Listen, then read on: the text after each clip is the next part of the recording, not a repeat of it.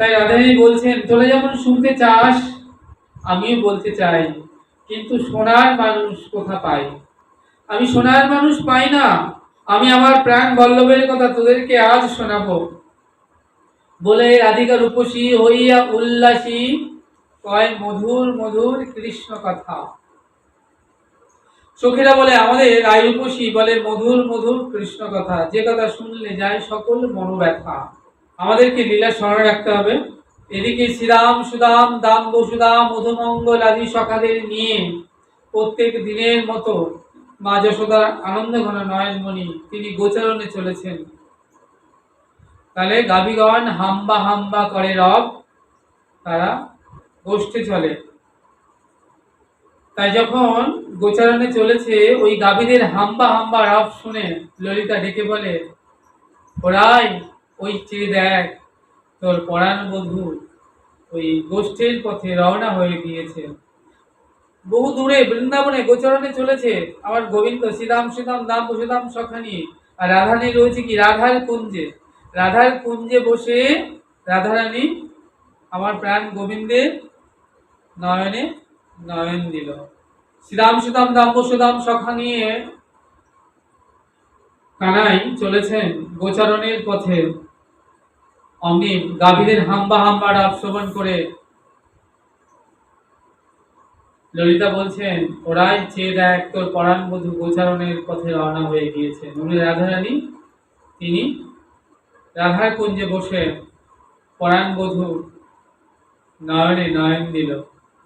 নয়ন দিয়ে বলছেন, শোনো হে পরাণ বধূ, তোমার চরণে নিবেদন রাখি, শ্রীরাম সুদাম দাম বসুদাম সঙ্গে তুমি গোচারণে যাও কতই না রঙ্গে, কিন্তু আমার আঁখে দুটি চেয়ে থাকে তোয়া পানে। কি বলছেন? শোনো হে পরাণ বধূ, শ্রীরাম সুদাম দাম বসুদাম সঙ্গে তুমি গোচারণে যাও কতই না রঙ্গে, আমার আঁখে দুটি চেয়ে থাকে তোয়া পদে। আমিও যদি ওই শ্রীরাম সুদাম দাম বসুদামের মতো সখা হতাম, অর্থাৎ সখী না হয়ে সখা হতাম, নারী না হয়ে পুরুষ হতাম, গোপী না হয়ে গোপ হতাম, তাহলে শ্রীরাম সুদাম দাম বসুদামের মতো গোচরণে যেতে পারতাম। তাই আমার মনে হয় বিধি যোগ্য সৃজন জানে না। বিধি যদি মোরে না করিত নারী, তোয়া হেন গুণ নিধি লইয়া ফিরিতাম দেশে দেশে ও বধূ। বিধি যদি আমাকে নারী না করে পুরুষ করত, ওই শ্রীরাম সুদাম দাম বসুদাম সখার মতো আমি ও গোচারণে যেতে পারতাম বধূর সঙ্গে। তাহলে কি হতো? আর বিরহ থাকতো না, আর বিচ্ছেদ থাকতো না, হ্যাঁ, অবিচ্ছেদ্য মিলন হতো। যে এই পরাণ বধূ আমারও মনে ইচ্ছা হয় আমিও ওই শ্রীরাম সুদাম দাম বসুদাম সখাদের মতো বনেতে যাই, কিন্তু আমি গুরুজনার ভয় পাই, আঁখি দুটি চেয়ে থাকে তোয়া পদে ও পরাণ বধূ। দেখছো রাধারানীর অন্তরে তবে জোয়ার খেলছে, তরঙ্গ উঠছে। রাধারানী বলছে, আমি আমার কি দুঃখ জানিস? আমি যদি বধূর সঙ্গে গোচারণে যেতে পারতাম তাহলে কত আনন্দ হতো বলতো। তাহলে আর বিরহ থাকতো না, একসঙ্গে থাকতে পারতাম বধূর সঙ্গে নিরবিচ্ছিন্ন, হ্যাঁ, মিলন হতো, আমাদের আনন্দ হতো। রাধারানীর অন্তরে যেমন অনন্ত জোয়ার বইছে, রাধারানী ভাবের জোয়ার, তেমনি সাগরে যদি জোয়ার বয় তাহলে নদীতেও কি জোয়ার হয় না? নদীতে তো জোয়ার হয়। তাহলে রাধারানীর অন্তরে যে ভাবের জোয়ার বইছে, যে আমিও যদি ওই গোবিন্দের সঙ্গে আমার পরাণ বধূর সঙ্গে গোচারণে যেতে পারতাম, আমরা যদি কত আনন্দ হতো।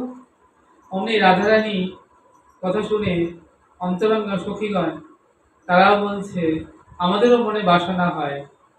বলছে, তোদের আবার কি বাসনা হয়? বলে, আমরাও যদি যেতে পারতাম ওরকম করে তাহলে আমাদেরও কত আনন্দ হতো। মহাজন বললেন, অমনি ওরাই দুঃখ করো না, তোমাদের মনের বাসনা পূর্ণ হবে অচিরায়। বলছে, কবে? কবে? বলছে, যেদিন রায় অঙ্গে শ্যামঙ্গ মিশিয়ে দুই অঙ্গ এক করে গৌরাঙ্গ হবে, আর নদী আর সচিগর্ভ সিন্ধু মাঝে এসে উদয় হবে। শ্রীরাধায়া প্রণয় মহিমা কীতিশীয় বানয় বা সাধ্য, যেন অদ্ভুত মধুরিমা কীতিশীয় বা মদীয়, সৌখ্যাং চাষা মদন ভবত কীতি সঙ্গে বেদি লোভাত, তাদ্বাবাড্য সমজনী শচীগর্ভ সিন্ধু হরি ইন্দু।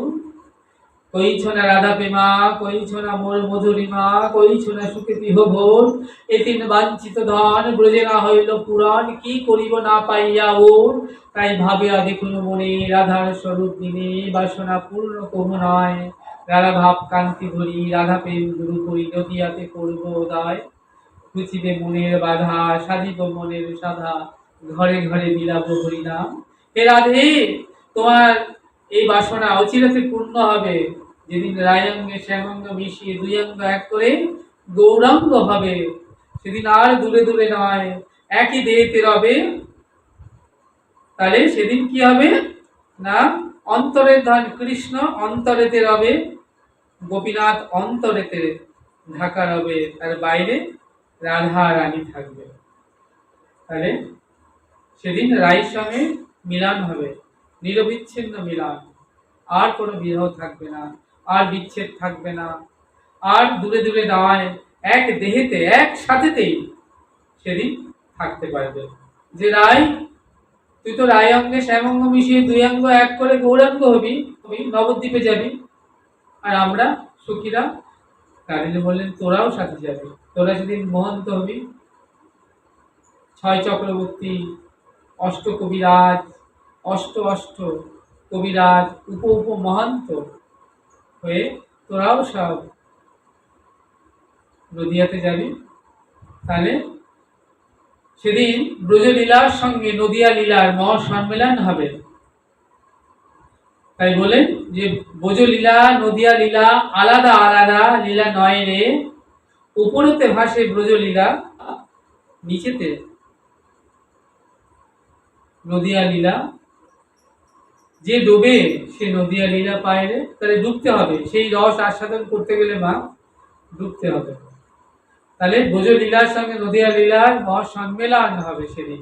আর যেমন বৃন্দাবনে যমুনা পুলিনে বিনোদ খেলা, বিনোদ মানে সুন্দর খেলা, কারণ গোচারে এসে কত খেলা খেলে না, শ্রীরাম সুদাম দাম বসুদাম সখাগণ সঙ্গে চোর চোর খেলা, লুকোচুরি খেলা, ভাঙা গড়া খেলা। তাই বলছেন আজ যেমন বৃন্দাবনে যমুনা পুলিনে বিনোদ খেলা, সেদিন হবে ভাগ্যবতী সুরধনীর তীরে রসের মেলা। খেলো হরিনামের খেলা। এই জগতে কত খেলা খেলে সকলে, খেলায় হারও হয়, আবার কি হয়, জিতও হয়। তাহলে একটা খেলায় দুটো দল তো থাকে, তাহলে এক দলের হার হয়, এক দলের জিত হয়। আবার যে দলটা আজকে হেরেছে সেটা আগামী কোনো একটা খেলায় আবার সে জেতে, আবার আরেকটা খেলায় সে পরাজিত হয়। বলছে এই জগতে সকল খেলায় হার জিত আছে, কিন্তু হরিনামের খেলা এমন একটি খেলা যে খেলায় কোনো হার নাই, নাই কবু পরাজয়, হবে কেবল জয় জয়। তাই সেদিন হবে, খেলবে হরিনামের খেলা অন্তরঙ্গ সখাদের নিয়ে, যেদিন রায়ঙ্গ শ্যামঙ্গ মিশিয়ে দুই অঙ্গ এক করে গৌরাঙ্গ হবে, আর নদিয়ার শচীগর্ভে সিন্ধু মাঝে এসে উদয় হবে। তাই আজকে রাধারানী বলছে, ললিতা ললিতা রে, আমার কি দুঃখ জানিস, চাই মেঘ পানে শ্যাম দেখতে পাই, এদিকেই চাই আমার বধুর কথা মনে পড়ে, বধুকেই দেখতে পাই, যেদিকে ফেরায় রাখি সেদিকেই শ্যাম দেখি। বলছে ঘরে বসে যে একটু কৃষ্ণ নাম করবো, প্রাণ বধুর কথা ভাবনা করব, তার উপায় নেই। বাঘিনীর ঘরে বসতি হামারি, না ছাড়ি শ্বাস।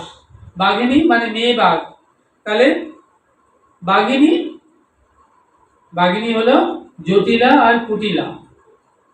তাই আমি কি করি, রন্ধনশালাতে যাই, শুকনো কাঠে রন্ধন করি, আর সেই শুকনো কাঠে জল দিয়ে কাঠে ধোয়া হয়, আর আমি হা পরাণ বধূ, হা পরাণ পেষ্ট, হা প্রাণনাথ বলে কাঁদি। রাধারানী বলছে, ও সখী রে, দুঃখের কথা আর কি বলবো, আমার হাটে যেতে মানা নেই, ঘাটে যেতে মানা। কিছু বুঝলে তোমরা, আমার কিছু বুঝলে? রাধারানী বলছেন আমার হাটে যেতে মানা নেই, ঘাটে যেতে মানা। কেন?